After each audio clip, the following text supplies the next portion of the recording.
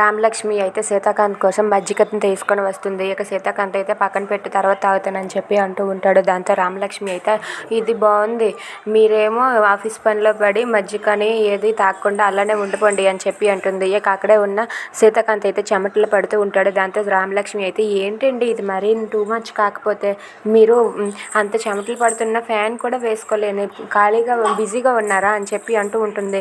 అది విని సీతాకాంత్ అయితే తెలిసింది కదా నేను ఎంత బిజీగా ఉన్నానో, అందుకే నువ్వు వేసేసే ఆ ఫ్యాన్ని అని చెప్పి అంటూ ఉంటాడు. దాంతో రామలక్ష్మి అయితే సరేలేండి అని చెప్పి అక్కడి నుండి వెళ్ళి ఫ్యాన్ అయితే వేస్తూ ఉంటుంది. ఇక ఫ్యాన్ వేయగానే అది స్పీడ్గా తిరగలేదని చెప్పి మళ్ళీ దాని స్పీడ్ని అయితే పెంచగానే అక్కడ సీతాకాంత్ తయారు చేసిన పేపర్లన్నీ కూడా అక్కడి నుండి ఎగిరిపోతూ ఉంటాయి. అది చూసి రామలక్ష్మి సీతాకాంత్ వాళ్ళిద్దరూ కూడా ఒక్కసారిగా షాక్ అయ్యి వాళ్ళిద్దరూ కూడా లేచి ఆ పేపర్లను ఏరుతూ ఉంటారు.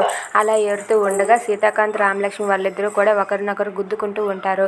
ఇక రామలక్ష్మి సీతాకాంత్ వాళ్ళిద్దరూ కూడా ఆ పేపర్స్ అన్నింటినీ కలెక్ట్ చేసి అలా ఏరుతూ రామలక్ష్మి సీతాకాంత్ వాళ్ళిద్దరూ కూడా ఒక దగ్గరకు వస్తారు. ఇక రామలక్ష్మి ఆ దీంట్లోనే సీతాకాంత్ అయితే ముఖం మీద ముద్దు పెడుతుంది. ముద్దు పెట్టగానే సీతాకాంత్ ఒక్కసారిగా షాక్ అయ్యి అలా ఉండిపోతాడు.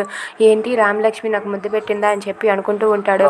ఇక రామలక్ష్మి కూడా సీత కళ్ళల్లో కళ్ళు పెట్టి చూస్తూ అలా నవ్వుతూ ఉంటుంది. అది చూసి సీతాకాంత్ అయితే చాలా సంతోషిస్తూ ఉంటాడు.